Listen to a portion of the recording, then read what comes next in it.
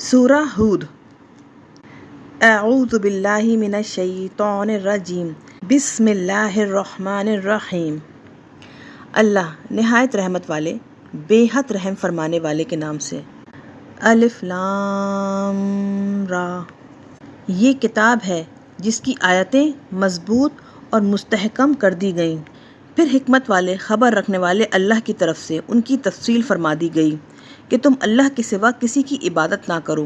بے شک میں اس کی طرف سے تمہیں ڈر سنانے والا اور خوشخبری دینے والا ہوں۔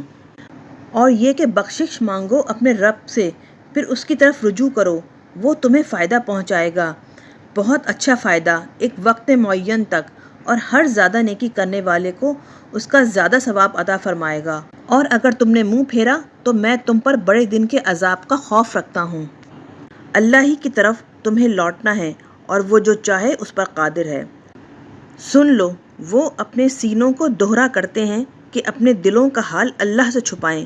خبردار، جس وقت وہ اپنے پورے بدن پر اپنے کپڑے اوڑھ لیتے ہیں، اس وقت بھی اللہ جانتا ہے جو کچھ وہ چھپاتے ہیں اور جو کچھ وہ ظاہر کرتے ہیں۔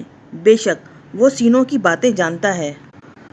اور زمین پر کوئی چلنے والا جاندار نہیں، لیکن اللہ کے ذمہ کرم پر اس کا رزق ہے، اور وہ جانتا ہے اس کے ٹھہرنے کی جگہ کو اور اس کے سپرد کیے جانے کی جگہ کو، سب کچھ روشن کتاب میں ہے۔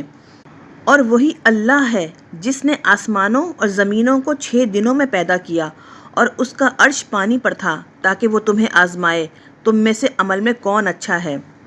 اور اگر آپ انہیں فرمائیں کہ یقیناً تم مرنے کے بعد اٹھائے جاؤ گے، تو ضرور کہیں گے وہ لوگ جنہوں نے کفر کیا کہ یہ کھلے جادو کے سوا کچھ نہیں۔ اور اگر چند دنوں تک ہم ان سے عذاب کو روک لیں تو وہ ضرور کہیں گے کہ کس چیز نے اسے روک لیا۔ خبردار، جس دن وہ عذاب ان پر آئے گا تو ان سے نہ پھیرا جائے گا، اور وہ عذاب انہیں گھیر لے گا جس کا وہ مذاق اڑاتے تھے۔ اور اگر ہم کسی آدمی کو اپنی طرف سے رحمت کی لذت چکھائیں، پھر اس رحمت کو اس سے واپس لے لیں، تو بے شک وہ نہایت مایوس ناشکرا بن جاتا ہے۔ اور اگر ہم اسے تکلیف پہنچنے کے بعد نعمت چکھائیں تو وہ ضرور کہے گا سب تکلیفیں مجھ سے دور ہو گئیں۔ بے شک آدمی ضرور خوش ہونے والا، تکبر کرنے والا ہو جاتا ہے۔ مگر جنہوں نے صبر کیا اور نیک کام کیے، انہی کے لیے مغفرت اور بڑا اجر ہے۔ تو کیا آپ اس میں سے کچھ چھوڑ دیں گے جو آپ کی طرف وحی کی جاتی ہے، اور آپ کا سینہ اس بات سے تنگ ہوگا کہ کافر کہیں گے کہ ان پر کوئی خزانہ کیوں نہ اتارا گیا، یا ان کے ساتھ کوئی فرشتہ کیوں نہ آیا؟ آپ تو صرف ڈر سنانے والے ہیں، اور اللہ ہر چیز پر نگہبان ہے۔ کیا وہ کہتے ہیں کہ انہوں نے قرآن خود گھڑ لیا ہے؟ آپ فرما دیجئے، پھر تم اس کی مثل 10 صورتیں گھڑی ہوئی لے آؤ، اور اپنی مدد کے لیے بلا لو جسے بلا سکتے ہو اللہ کے سوا، اگر تم سچے ہو۔ تو اگر وہ تمہاری یہ بات نہ مانے تو تم یقین رکھو کہ قرآن اللہ کے علم کے ساتھ اتارا گیا، اور یہ کہ اللہ کے سوا کوئی عبادت کا مستحق نہیں۔ تو اے منکروں، کیا تم مسلمان ہو جاؤ گے؟ جو لوگ صرف حیات دنیا اور اس کی زینت کے طالب ہیں، ہم دنیا میں انہیں ان کے اعمال کا پورا بدلہ دیں گے، اور وہ اس میں کمی نہ کیے جائیں گے۔ یہ وہ لوگ ہیں جن کے لیے آخرت میں آگ کے سوا کچھ نہیں، اور بیکار ہو گیا جو کچھ انہوں نے دنیا میں کیا، اور برباد ہے جو کچھ وہ کرتے تھے۔ تو کیا ایسے منکر لوگ اس کی مثل ہو سکتے ہیں جو اپنے رب کی طرف سے روشن دلیل پر ہو، اور اس کے ساتھ اللہ کی طرف سے ایک گواہ بھی آ گیا ہو، اور اس سے پہلے موسیٰ کی کتاب بھی آ چکی ہو جو رہنما اور رحمت ہے؟ وہ لوگ اس پر ایمان لاتے ہیں، اور سب گروہوں میں سے جس نے اس کے ساتھ کفر کیا تو جہنم کی آگ ہی اس کے وعدے کی جگہ ہے۔ تو اے سننے والے، تجھے چاہیے کہ تو اس کے متعلق شک میں نہ ہو، بے شک وہ تیرے رب کی طرف سے حق ہے، لیکن اکثر لوگ ایمان نہیں رکھتے۔ اور اس سے زیادہ ظالم کون ہے جس نے جھوٹ بول کر اللہ پر بہتان باندھا؟ وہ لوگ اپنے رب کے حضور پیش کیے جائیں گے، اور گواہ کہیں گے یہی ہیں وہ لوگ جنہوں نے اپنے رب پر جھوٹ بولا۔ خبردار، ظالموں پر اللہ کی لعنت ہے۔ جو لوگوں کو اللہ کی راہ سے روکتے ہیں اور اس میں کجی تلاش کرتے ہیں، اور وہی لوگ آخرت کے منکر ہیں۔ وہ لوگ زمین میں اللہ کو عاجز کرنے والے نہ تھے، اور ان کے لیے اللہ کے سوا کوئی مددگار نہ تھا۔ ان کے لیے عذاب دگنا کر دیا جائے گا، نہ وہ حق کو سننے کی طاقت رکھتے تھے اور نہ اسے دیکھتے تھے۔ یہی وہ لوگ ہیں جنہوں نے اپنے آپ کو نقصان میں ڈال دیا اور ان سے وہ سب کچھ گم ہو گیا جو وہ بہتان باندھتے تھے۔ لازمی طور پر یقیناً یہی لوگ آخرت میں سب سے زیادہ نقصان اٹھانے والے ہیں۔ یقیناً جو لوگ ایمان لائے اور انہوں نے نیک کام کیے اور انہوں نے اپنے رب کی طرف عاجزی کی، وہ جنتی ہیں، ہمیشہ اس میں رہیں گے۔ ان دونوں گروہوں کی مثال ایسی ہے جیسے ایک اندھا اور بہرا ہو اور دوسرا دیکھنے اور سننے والا ہو۔ کیا ان دونوں کا حال برابر ہو سکتا ہے؟ تو کیا تم نصیحت قبول نہیں کرتے؟ اور بے شک ہم نے نوح کو ان کے مخاطب مشرک لوگوں کی طرف بھیجا۔ انہوں نے کہا، بے شک میں تمہارے لیے کھلا ڈر سنانے والا ہوں کہ تم اللہ کے سوا کسی کی عبادت نہ کرو۔ بے شک میں تم پر دردناک دن کے عذاب کا خوف کرتا ہوں۔ تو ان کے مخاطب لوگوں میں سے کفر کرنے والے سرداروں نے کہا، اے نوح، ہم تمہیں نہیں دیکھتے مگر اپنا ہی جیسا بشر، اور ہم تمہیں نہیں دیکھتے کہ تمہاری پیروی کی ہو مگر بے سوچے سمجھے ان لوگوں نے جو ہمارے حقیر و ذلیل ہیں، اور ہم تمہارے لیے اپنے اوپر کوئی فضیلت نہیں دیکھتے بلکہ ہم تمہیں جھوٹا گمان کرتے ہیں۔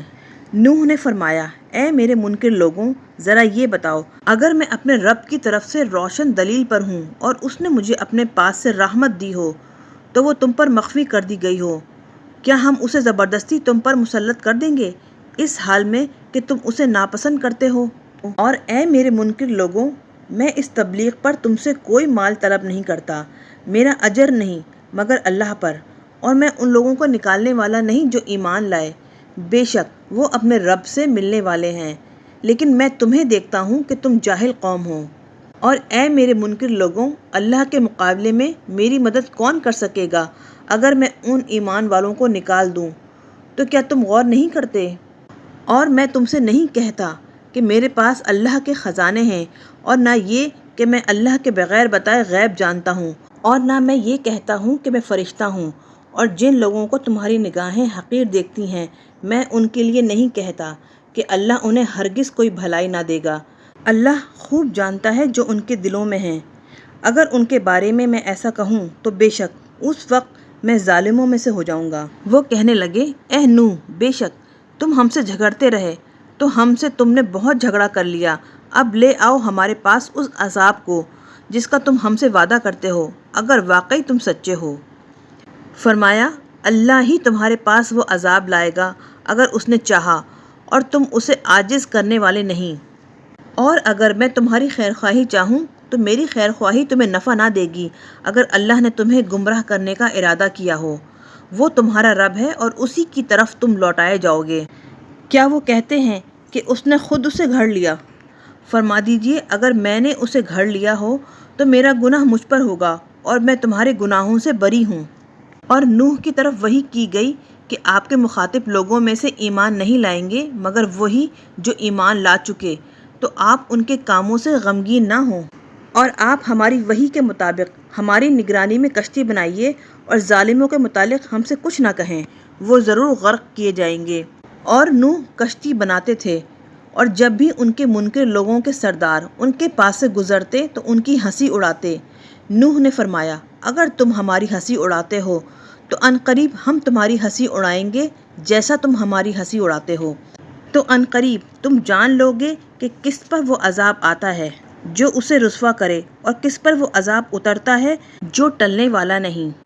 یہاں تک کہ جب آ گیا ہمارا حکم اور جوش مارا تنور نے، ہم نے کہا، اے نوح، سوار کر لو اس کشتی میں ہر قسم سے جوڑا، 2 عدد، نر و مادہ، اور اپنے گھر والوں کو بجز ان کے جن پر غرق کا قول پہلے واقع ہو چکا، اور ان لوگوں کو بھی سوار کر لو جو ایمان لا چکے اور ان کے ساتھ ایمان نہیں لائے تھے مگر تھوڑے۔